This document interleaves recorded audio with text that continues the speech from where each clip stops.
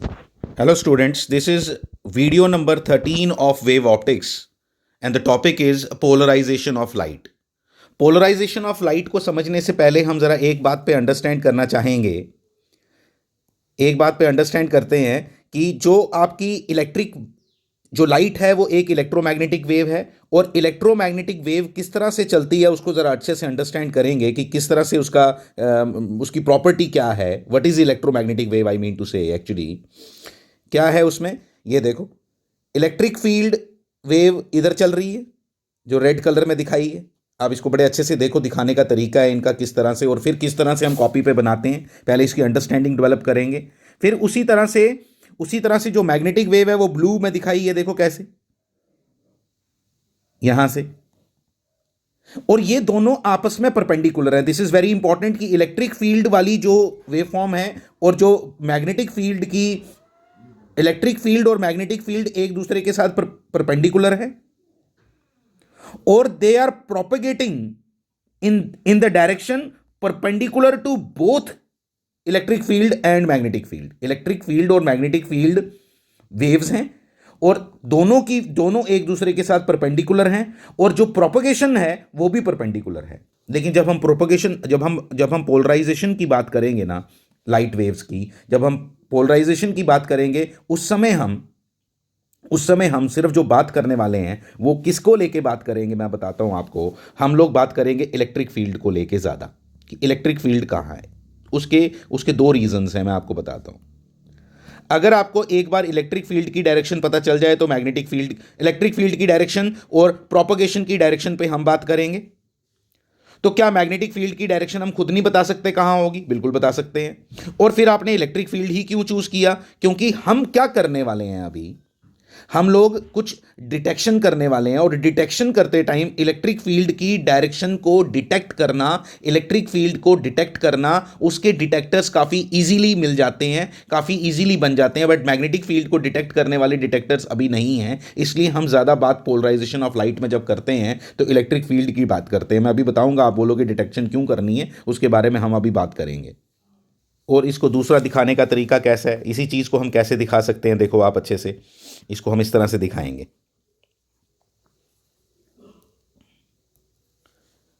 Electric field इस direction में, ठीक है, इलेक्ट्रिक फील्ड इस डायरेक्शन में, मैग्नेटिक फील्ड इसके परपेंडिकुलर,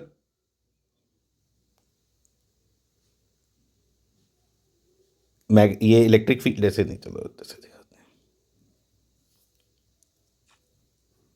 हैं। जो इधर दिखाया हुआ मैं उसके अकॉर्डिंग दिखाता हूं आपको। अगर आप इस तरह से देखो तो ये आगे आपका, इस डायग्राम को बनाने की कोशिश भी करना, थोड़ी कोशिश करना। अगर थ्री डी व्यू है इसका, अगर आप बना पाओ तो नथिंग लाइक डैट की प्रोपोगेशन ऑफ मतलब ईएम वेव्स को दिखाने का ये बड़ा बेहतरीन तरीका है, तो इसलिए इस तरह से दिखाना चाहिए आपने। ठीक है, अभी मैं दिखाता हूँ आपको एक चीज़ की हम लोग किस तरह से इसको दिखाते हैं, वो मैं आपको बताता हूँ। कि इलेक्ट्रिक फील्ड आ गया इधर, ठीक है, इलेक्ट्रिक फील्ड आ गया इधर, मैग्नेटिक फील्ड आ गया इसके परपेंडिकुलर, मैग्नेटिक फील्ड आ गया इसके परपेंडिकुलर, और डायरेक्शन ऑफ प्रोपगेशन जब आप दिखाओगे तो this is like that, this is direction of propagation. ये आपने इस बात को अंडरस्टैंड करना है कि ये आपका इलेक्ट्रिक फील्ड वेक्टर आ गया, ये आपका मैग्नेटिक फील्ड वेक्टर आ गया, और ये है आपका this is direction of propagation. मैं इसको डायरेक्शन ऑफ प्रोपगेशन लिख देता हूं पूरा, कि वेव जा किधर रही है। This is very very interesting part. ये ईएम वेव्स का स्ट्रक्चर आप इस तरह से कॉपी पे दिखा सकते हो, ठीक है। तो ये तरीका है इसको दिखाने का। तो देखो, अभी हम पोलराइजेशन ऑफ लाइट के बारे में डिटेल में बात करते हैं। होता क्या है एक्चुअली, जो हम जो एक्सपेक्ट कर रहे थे ना ईएम वेव से, ईएम वेव तो वही है, लेकिन जब एक मटेरियल के, एक लाइट सोर्स जब लाइट प्रोड्यूस करता है, ईएम वेव्स को प्रोड्यूस करता है, तो हर एक एटम की प्रॉपर्टी डिफरेंट डिफरेंट है। हर एक atom different different EM wave को प्रोड्यूस करता है। मैं आपको रीड करके बताता हूं। When an ordinary beam of light consist of large number of waves emitted by, जब एक बीम ऑफ लाइट आ रहा है तो उसके अंदर तो एक ईएम वेव नहीं ना है, उसके अंदर बहुत सी ईएम वेव्स हैं, ठीक है, उसके अंदर बहुत से टाइप्स की ईएम वेव्स हैं, एमिटेड बाय एटम्स और molecules of light sources. Each atom produces a wave with a different electric field orientation. हम सिर्फ इलेक्ट्रिक, मैंने पहले ही बताया आपको कि हम इलेक्ट्रिक फील्ड की ओरिएंटेशन के बारे में बात करेंगे, मैग्नेटिक फील्ड के बारे में बात क्यों नहीं करेंगे वो भी रीजन बता दिया आपको। और एक बार आपको इलेक्ट्रिक फील्ड का पता तो मैग्नेटिक फील्ड का अपने आप पता चल जाएगा डायरेक्शन कैसी है। तो एक्सपेक्टेड क्या था कि इलेक्ट्रिक फील्ड की डायरेक्शन कैसी होनी चाहिए, इसके साथ परपेंडिकुलर,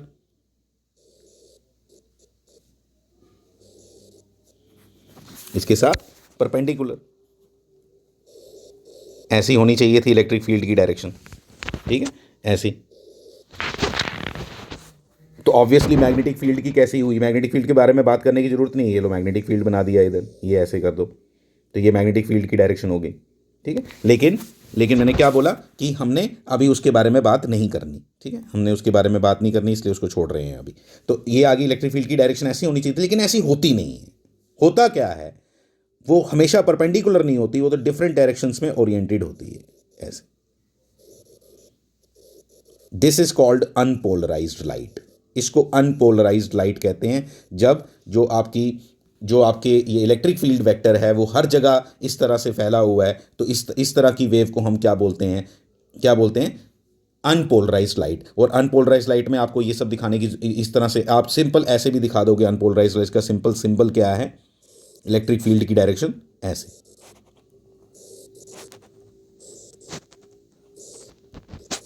ये अनपोलराइज्ड लाइट का सिंबल है, यूपीएल, मैं इसको लिखूंगा बहुत बार, यूपीएल। तो ये हो गया आपका क्या, दिस इज कॉल्ड और डायरेक्शन ऑफ प्रोपोगेशन आप दिखा सकते हो कि हाँ भाई डायरेक्शन ऑफ प्रोपोगेशन ये है, ठीक है, जैसे मैंने ऊपर भी बनाया है, this is direction of propagation. और ये इलेक्ट्रिक फील्ड वेक्टर्स हैं, ये सारे इलेक्ट्रिक फील्ड वेक्टर्स हैं, ये जो मैंने यहाँ बनाए हैं इलेक्ट्रिक फील्ड वेक्टर्स, ठीक है। वेक्टर ओरिएंटेशन हर जगह हर डायरेक्शन में है।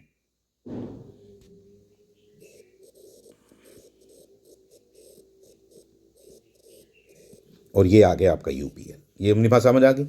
अब इतनी बात, अब हम इस लाइट को पोलराइज बनाना चाहते हैं, अब इस लाइट को हम पोलराइज बनाना चाहते हैं। इसके लिए ये जो मैंने आपको डेफिनेशन ये लिखवाया है, ये सब आपने अच्छे से लिखना अपनी नोटबुक्स में, ये सब दिखा दिया। उसके आगे देखो, जो ये डेफिनेशन हमने ऊपर लिखी थी अभी, ये वाली, ये थी अनपोलराइज लाइट क्या होती है, उसकी डायग्राम भी बना के दिखा दी आपको, ठीक है। और उसके बाद ये दोनों एक ही बात डायग्राम्स हैं, दोनों नहीं बनाना, ठीक है, ये जो दोनों बनाएंगे दोनों नहीं बनाना, आप ये रहने देना, ये वाली चाहे रहने देना, ये वाली इसको रहने देना, ठीक है, इसको रहने देना, ये इसकी जगह यही बनाना, ठीक है। अब उसके आगे ये if we confine the vibration, हम कुछ ऐसा करें कि हम जो इलेक्ट्रिक फील्ड हर डायरेक्शन में फैला हुआ है, अगर उसको कन्फाइन कर दें direction perpendicular to the direction of wave motion only, ठीक है, तो हम क्या बोलेंगे कि वो लाइट क्या हो गई, प्लेन पोलराइज्ड लाइट हो गई।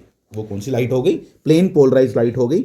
एंड द वेव मोशन, अच्छा, the light is said to be plane polarized and the plane containing the direction of vibration, और जिस प्लेन के अंदर वो डायरेक्शन ऑफ वाइब्रेशन होगी, ठीक है, plane and the plane containing the direction of vibration and wave motion, एक ऐसा प्लेन जो क्या, जिसके अंदर क्या हो direction of vibration and wave motion, उसको क्या बोलेंगे, पोलराइजिंग प्लेन। आओ मैं बताऊं कैसे, आओ देखें कैसे। इसकी डायग्राम बनाते हैं पहले, अच्छे से इसकी डायग्राम बनाते हैं।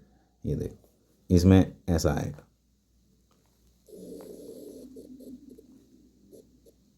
ये आ गई डायरेक्शन ऑफ मोशन।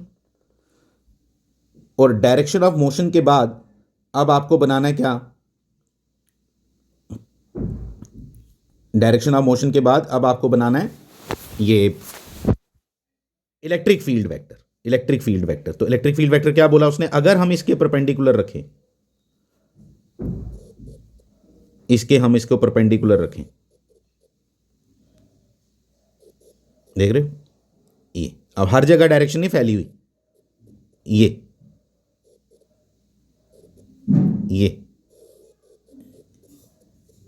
ऐसी लाइट को हम क्या बोलेंगे, this is a symbol for polarized light. एक और है, देखो मैं बताता हूं आपको, एक और तरीका है इसको दिखाने का।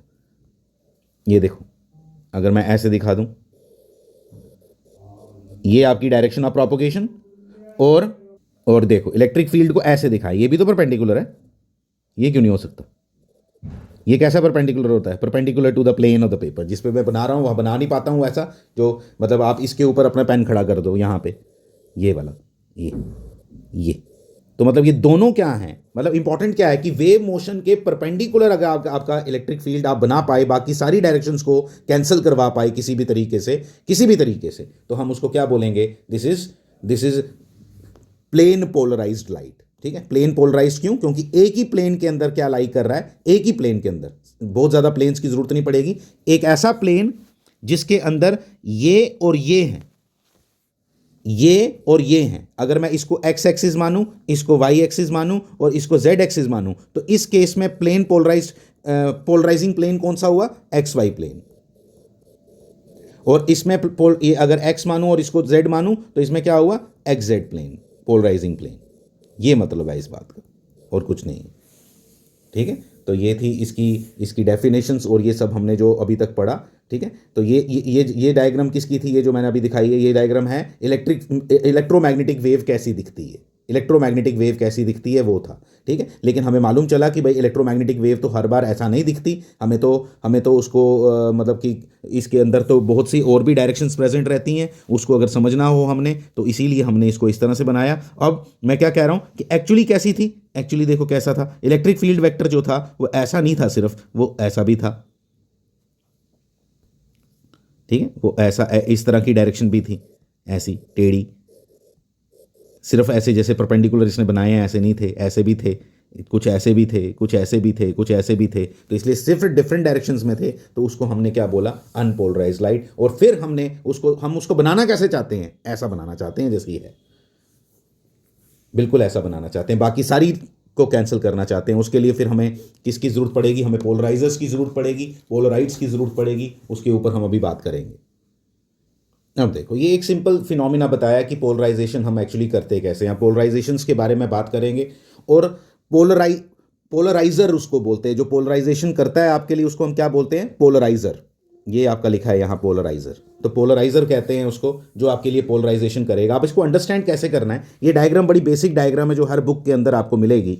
इस डायग्राम के अंदर क्या शो किया है कि मैकेनिकल वेव्स को, ठीक है, मैकेनिकल वेव्स को कैसे, मैकेनिकल वेव क्या होती है? जो रोप से मैंने आपको बताया कि वेव्स कैसे क्रिएट करते हैं मैकेनिकल वेव्स। एक सिंपल मेथड उसका क्या है कि एक जगह आप रोप को टाई कर दो, एक जगह आप रोप को टाई कर दो, और उस रोप के एक एंड को पकड़ के उसको ऊपर नीचे करो, उसमें सिंपल हार्मोनिक मोशन दो। तो सिंपल हार्मोनिक मोशन जब आप दोगे तो वहां पे क्या बनेगी? वेव बनेगी। ठीक है, आप एक ही डायरेक्शन में घुमाते रहोगे तो एक ही तरह की बनेगी। लेकिन यहां पे जो वेव्स बनाई हैं, आप देखो ध्यान से कैसे बनाई हैं, आप ध्यान से देखना इसको। ये इस डायरेक्शन में भी है, इस डायरेक्शन में भी है, मतलब जो घुमाने वाला है वो रोप को ऐसे ऐसे भी कर रहा है ऊपर नीचे, तो वेव कैसी बनेगी? ऐसी।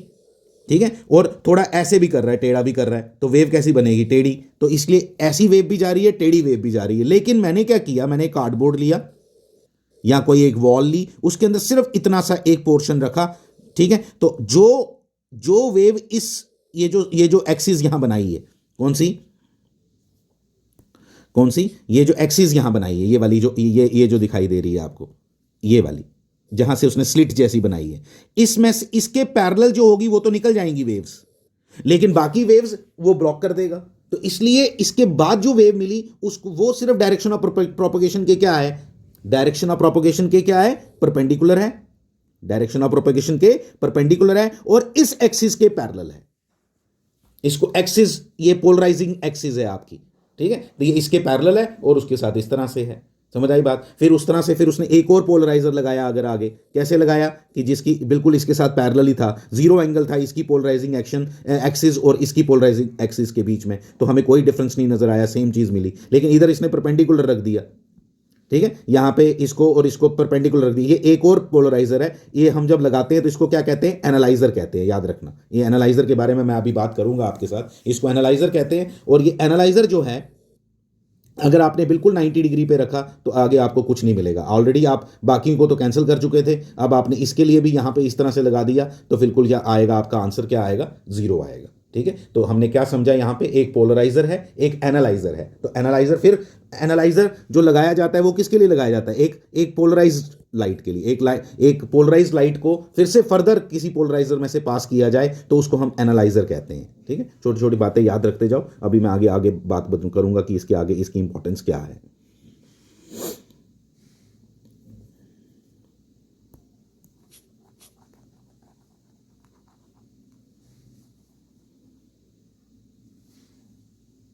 ये देखो, ये डायग्राम से आपने शो करना है किस तरह से। आप देखो, पोलराइड मैंने पहले लिखा, इट ट्रांसमिट्स 80% और more of the intensity which is polarized. Which is polarize मतलब प्लेन पोलराइज लाइट निकलती है पोलराइड से, 80% इंटेंसिटी होती है, इंटेंसिटी कम हो जाती है, I mean to say parallel to a certain axis in a material. ठीक है, हमेशा लाइट किसके किसके पैरेलल निकलती है, ठीक है, क्या किसके पैरेलल, पोलराइजिंग एक्सिस के पैरेलल। देखो ये पोलराइज, ये डायग्राम को देखो, येलो कलर की जो लाइट यहां दिखाई दे रही है वो आपकी क्या है, पोलराइजिंग एक्शन। कोई एक मटेरियल है, ये डिफरेंट तरह के मटेरियल्स होते हैं जो पोलराइजर्स होते हैं। जो पहले आपको समझाया मैंने वो मैकेनिकल वेव्स के लिए था, उस वो वहां पे वो मटेरियल वेव्स हैं, उनको जहां पे मटेरियल नहीं मिलेगा या जहां पे प्रॉपर चीज नहीं मिलेगी वहां पे वो फ्लो नहीं करेंगी। अब ये तो ऐसा है नहीं, तो अब यहां पे क्या किया जाता है, यहां पे इस तरह के मटेरियल लिए जाते हैं जो बाकी बाकी सबको, बाकी सब डायरेक्शंस में जो है उनको क्या कर देगी, ब्लॉक।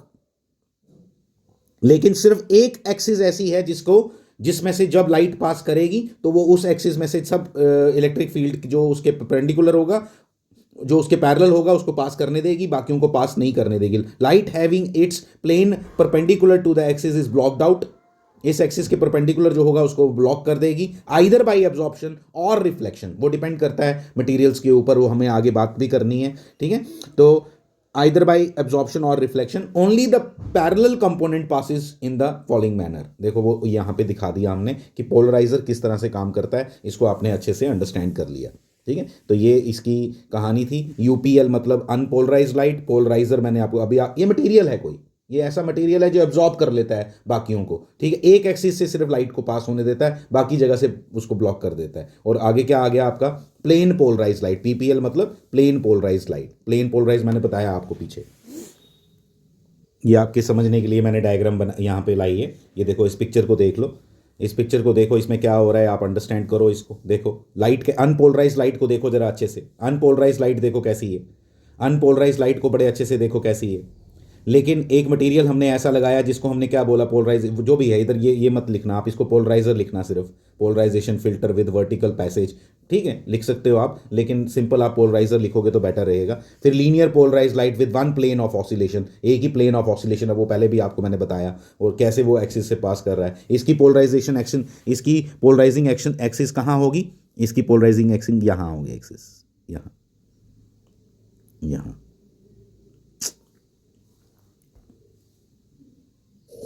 यहाँ ये परपेंडिकुलर। ठीक है, यहाँ से ये सब पास करने दे रहा है। ये इंटरेस्टिंग था इसके अंदर, देखो कितने अच्छे से ये क्लियर। अब लेकिन ये वाली डायग्राम ज़रा पेपर में बनानी डिफिकल्ट हो जाती हैं, अगर किसी को हो कमांड तो वो बना सकता है। ठीक है, तो बाकी लेकिन आपको बता देता हूँ कि इसमें ये जो डायग्राम आपको पेपर में बनानी है वो ये वाली है। ठीक है, ये वाली डायग्राम है जो आपने यहाँ पे ये दिखाया। ठीक है, फिर उसके बाद एनालाइजर के साथ भी हम इसी को बनाते हैं, और फिर उसके बाद एक मेलिस लॉ को डिस्कस करना है हमने। मेलिस लॉ को डिस्कस करने के लिए पहले आप हेडिंग बना ही लो कि मेलिस लॉ हम डिस्कस करेंगे अभी।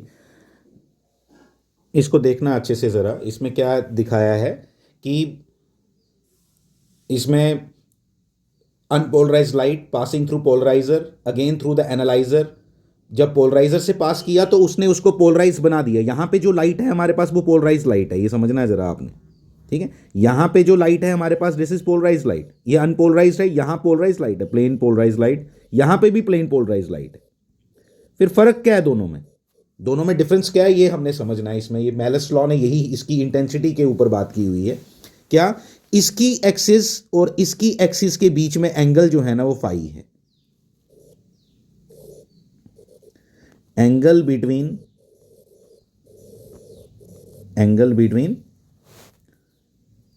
Polarising axis of polarizer and analyzer is phi। उसकी वजह से क्या हुआ आप देख सकते हो यहां पे, ये जो एक्सिस है ना, येलो कलर में मैंने दोनों की एक्सिस बनाई है, आप देख सकते हो इसकी एक्सिस बिल्कुल परपेंडिकुलर है, इसकी एक्सिस जो है वो इसकी एक्सिस परपेंडिकुलर के साथ एंगल कितना बना रही है, फाई। ऑब्वियसली इसका मतलब क्या हुआ कि इन दोनों के बीच अगर परपेंडिकुलर, इसकी एक्सिस बिल्कुल परपेंडिकुलर पे है, येलो कलर से दिखाई है मैंने, ठीक है। तो इसकी एक्सिस थोड़ी टेढ़ी है, इसलिए आपको ये पहली बात तो ये इसमें अंडरस्टैंड करनी है कि जो मैंने अभी बात बताई आपको किस तरह से। फिर उसके बाद हमने देखा कि इसमें जो इलेक्ट्रिक फील्ड की इंटेंसिटी आएगी वो तो वो तो इसके साथ पैरेलल आएगी, इसके साथ। और उसका नेट क्या आया, ये ई, उसका नेट ये ई आया, जिसके मैंने दो कंपोनेंट बना लिए। ये जो मैंने ग्रीन कलर में यहां दिखाया हुआ ये इसकी एक्सिस है, हॉरिजॉन्टल एक्सिस, वर्टिकल एक्सिस। तो उसके कंपोनेंट बना लिए ई कॉस फाई और ई साइन फाई। तो ये जो इसकी एक्सिस बिल्कुल परपेंडिकुलर है, ये सिर्फ ई कॉस फाई को ही जाने देगी। तो मेलिस लॉ ने क्या बताया था मुझे, अकॉर्डिंग टू मेलिस लॉ उसने क्या बोला कि आई जो है, आई नेट वो किसके बराबर होगा, आई नॉट, ध्यान देना please, I not cos square phi. ये उसने इतनी सी स्टेटमेंट दी थी कि जो आपकी इंटेंसिटी आएगी, जो आपकी इंटेंसिटी आपको बाहर मिलेगी वो किसके बराबर होगी, I nought. What is I nought then, I not is the intensity of light here, polariser के बाद, ध्यान से सुनना ये बातें, यही लिखने वाली बात है इसमें। पोलराइजर के बाद की जो इंटेंसिटी है वो है आपकी आई नॉट, और जो आप यहां से चले थे वो थी आई। लेके इंटेंसिटी कितनी चले थे, आई, अनपोलराइज लाइट की। पोलराइजर के बाद वो इंटेंसिटी क्या हो जाएगी, आई नॉट। कम होगी या ज्यादा, कम हो जाती है, हमेशा पोलराइजिंग के बाद कम हो जाती है। अब कम जो होती है उसका रिलेशन मैं आपको बताता हूं, आपने ऐसे लिखना है, एज कॉस स्क्वायर की एवरेज वैल्यू। याद रखना ये बात, आपको मैंने कराई है ये फंडामेंटल, एसी फंडामेंटल्स में, नहीं मालूम तो भी याद रख लो। कॉस स्क्वायर एवरेज क्या होता है, 1/2। इसका मतलब जो यहां पे मेरे को इस सारों का, इसका सारों का एंगल अलग अलग है ना, तो यहां पे जब मुझे एवरेज मिलेगा यहां पे आई नॉट का, तो इसलिए क्या होगा, as cos square phi average equal to 1/2, hence I not is equal to I upon 2। पहले समझना आई क्या है, जो हम अनपोलराइज लाइट की intensity, I is the intensity of unpolarized light. I naught is the intensity of polarized light obtained after polarizer.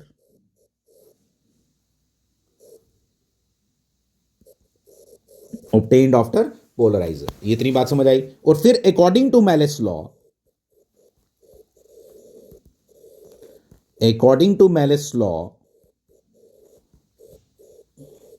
जो आई net मुझे बाद में मिलेगा, आई नेट क्या है, एनालाइजर के बाद अल्टीमेटली जो पूरा लास्ट में जो मिलेगा, I net is equal to क्या होगा, आई नॉट है, यहां ध्यान देना, I not cos square phi. What is phi, हर चीज पता होनी चाहिए। फाई क्या है, आई नेट क्या है, I net is the intensity of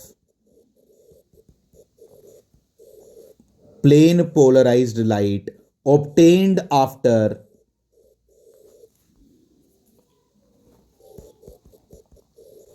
after analyser.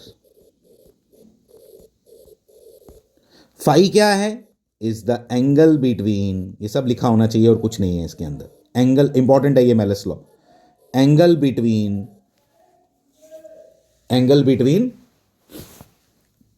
Polarising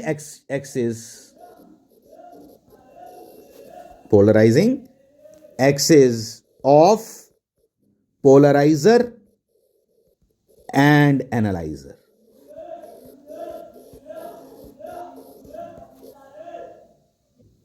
ये आपका नेक्स्ट क्वेश्चन है, नेक्स्ट क्वेश्चन नहीं, इस पे एक न्यूमेरिकल कर रहे हैं मेलिस लॉ पे ही।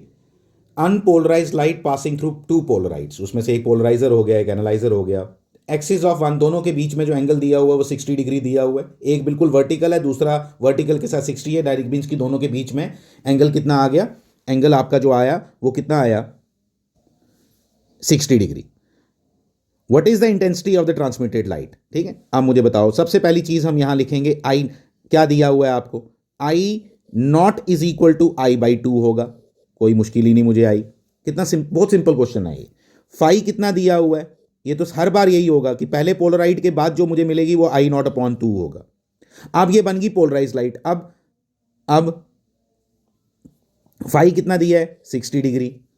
लो, कैलकुलेशन कितनी सिंपल है, देखो देखो यहां हमने लिखा क्या, आई नेट, मतलब बाद में ट्रांसमिटेड लाइट की क्या बनेगी, आई नेट लिख लो, इसको आई टी लिख दो, ट्रांसमिटेड इंटेंसिटी जो लाइट बनी क्या बनी, इज इक्वल टू क्या बन गया, that will be equal to I by 2 cos square 60 degree, I by 2 1/2 का स्क्वेयर, आई बाई 8, यानी कि 8 टाइम्स कम हो गई। पहले ये भी समझो, रेशो 1:8 की आई है, रेशो 1:8 की, रेशो भी पूछ सकता था वो, तो 1:8 की आई है। अब देखो, तो ये था सिंपल सा क्वेश्चन जो मेलिस लॉ पे हमने किया। ठीक है, कुछ भी मुश्किल नहीं है इसके अंदर, आगे चलते हैं। नेक्स्ट टॉपिक है आपका पोलराइजेशन बाय रिफ्लेक्शन, और इसका नाम है ब्रूस्टर्स लॉ। ठीक है, ब्रूस्टर्स लॉ भी इसको कहते हैं। क्या समझना है हमने कि अगर हमने एक ऑर्डिनरी लाइट को, ऑर्डिनरी लाइट का मतलब क्या होता है, ऑर्डिनरी लाइट का क्या मीनिंग होगा, ये जो ऑर्डिनरी लाइट यहां लिखा है इसका क्या मतलब है, अनपोलराइज लाइट, अनपोलराइज लाइट। इस अनपोलराइज लाइट को जब हमने किसके ऊपर फेंका, एक हमारा, if this is air and this is medium of refractive index mu, जब लाइट इसके ऊपर गिरती है तो सारी की सारी रिफ्लेक्ट नहीं होती, कुछ रिफ्लेक्शन भी हो जाती है। जो रिफ्लेक्ट करती है वो परफेक्टली पोलराइज्ड हो सकती है अगर हम कुछ करें। क्या करें, वो कहता है ब्रूस्टर लॉ कि तुम ऐसा कर लो कि ये जो एंगल है ना इसका, ये वाला जिसको तुम यहां पे फाई लिखा हुआ है, चलो मैं भी फाई लिख देता हूं, कि अगर टैन फाई जो आए वो किसके बराबर आए, म्यू के, टैन फाई की वैल्यू अगर तुम म्यू के बराबर रख दो, और जब tan phi equal to mu होगा, इन दोनों के बीच में रिफ्लेक्टेड रे और रिफ्रैक्टेड रे के बीच में एंगल कितना होगा, 90 degree. This is very important question from board point of view. मैं बता देता हूं आप सबको, ये डायग्राम आपकी नीट एंड क्लीन बिल्कुल अच्छे से बनी होनी चाहिए, इसमें कुछ भी ऐसा नहीं होना चाहिए कि आपको कोई डिफिकल्ट। ब्रूस्टर लॉ सिर्फ इतनी सी बात बोलता है, उसमें कोई मुश्किल नहीं है उसको करना। ठीक है, आपको सिर्फ ये डायग्राम चेक होनी है, 3 मार्क्स के लिए इसको प्रिपेयर कर लो, जिसके अंदर डायग्राम की ही सारी वैल्यू है, एक एक चीज जिसके अंदर लिखी होनी चाहिए। आप देखो इसमें क्या किया है, ये परफेक्टली पोलराइज्ड बनाई है। कैसे, मैंने बताई थी आपको पोलराइज की डायग्राम, जरूरी थोड़ा होता है पोलराइज ऐसे ही बनाओ, ये पोलराइज्ड, ये देखो, ये डॉट्स, ये डॉट्स ही देखने हैं उसने, वो तुम्हें बनाने नहीं आते, ये तो गड़बड़ कर जाओगे अगर ऐसा करोगे तो। ये पार्शियली पोलराइज्ड आती है, ये वाली लाइट जो है ये पार्शियली पोलराइज्ड है। ठीक है, ये परफेक्टली पोलराइज्ड है, ये भी पोलराइज होती है लेकिन कम होती है। ठीक है, लेकिन इसमें से अगर, लेकिन ऐसा नहीं कि हर बार नहीं ये रिफ्लेक्टेड रे पोलराइज्ड होगी, कब होगी, अगर तुम ये वाली कंडीशन को मानो। क्या कंडीशन, कि अगर तुम्हारा जो एंगल फाई है, ये फाई लिखा है यहां पे, ये फाई बराबर होते हैं angle of incidence is equal to angle of reflection. तो अगर आपका, इसको आई पी लिख दो, आप आईपी लिख सकते हो, आईपी ज़्यादा अच्छा है, आईपी लिख दो इसको, आईपी ऐसे करके आईपी लिख दो, कुछ भी लिखो कोई प्रॉब्लम नहीं है। इक्वल टू क्या, म्यू के बराबर होगा, तो ये कंडीशन होगी, और जब ये होगा, ये दोनों कंडीशन नहीं मैच करनी है, अगर ये होगा तो ये भी होगा, angle between incident ray and refracted रे, sorry, angle between reflected ray and refracted रे इज 90 डिग्री। ठीक है,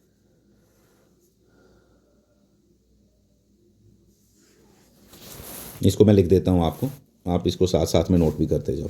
ठीक है, इसको साथ में नोट भी करते जाओ, मैं बताता हूँ आपको। इफ यूपीएल इज, यूपीएल मालूम है आपको, unpolarize light, when UPL is incident on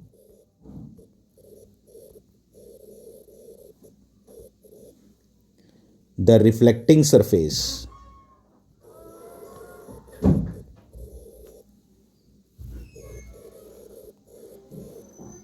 between two mediums, then the reflected light, Brewster law में भी यही सब करना है आपने, ठीक है, ब्रूस्टर लॉ आएगा पेपर में, then the reflected light is completely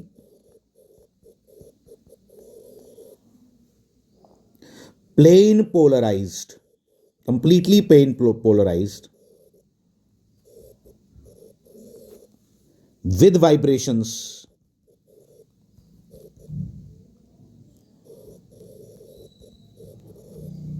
in a plane.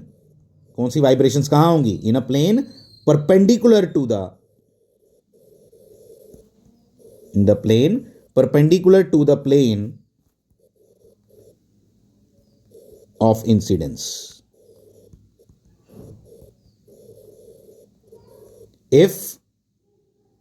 If इसके आगे लिखना, इफ ऐसा कब होगा? इफ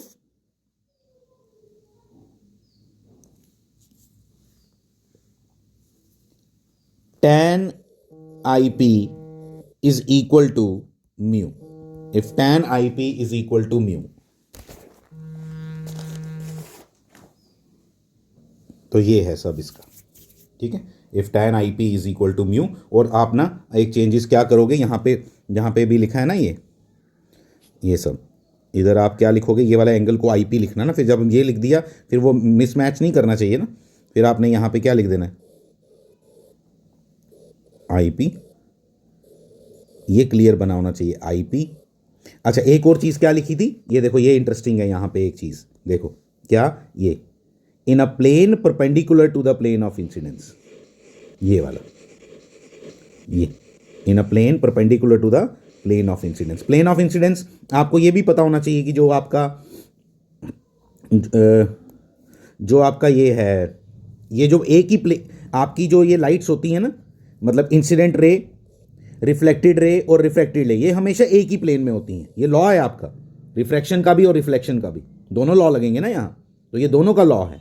अब क्या इसमें क्या बताया मैंने, इसमें क्या बताया कि जो ये इधर ये डॉट, ये वाली नहीं चलेगी, इधर ये वाली पोलराइज्ड लाइट नहीं चलेगी. कौन सी चलेगी? उसने लिखा है कि vibrations perpendicular to the plane in which incident light is there. Incident light जिसमें है उससे परपेंडिकुलर. तो इंसिडेंट ये सब एक ही प्लेन में होते हैं, इसलिए ये डॉट ही बनाने हैं यहाँ, ठीक है, ये डॉट ही बनाने हैं. यहाँ पे इस तरह से आपने शो करना है. मैं आपको एक बात बता देता हूँ, थोड़ी सी चेंजेस करना है यहाँ पे. जो आपकी रिफ्लेक्टेड रे होगी ना, रिफ्रैक्टेड रे, उसके अंदर थोड़ी सी चेंज कर रहा हूँ मैं, ठीक है. ये मैंने रिफ्रैक्टेड रे बनाई, कौन सी, ये वाली. इसके अंदर चेंजेस देखो क्या कर रहा हूँ, आप ध्यान से सुनना मेरी बात. इसके अंदर चेंज क्या कर रहा हूँ देखना. इसकी जो आप बनाओगे ना, ये डॉट हर जगह नहीं बनाना. ये ऐसे बनाया ना आपने, ये देखो ऐसे बनाना. किसी जगह डॉट बनाना और किसी जगह डॉट नहीं बनाना.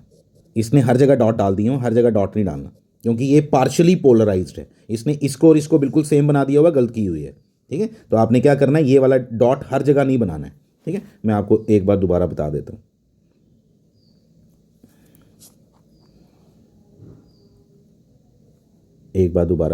इसमें आपने, मैं जहाँ जहाँ डॉट डालूंगा ना, बस आप भी वहीं पे डालना, बस, ठीक है. इधर बस ऐसे डालना, ठीक है. बाकी जगह डॉट नहीं डालना. यहाँ डॉट नहीं डालना, ये वाले डॉट नहीं डालना, ठीक है. तो चेंज करके अपने बनानी है अच्छे से डायग्राम अपने पास, ठीक है.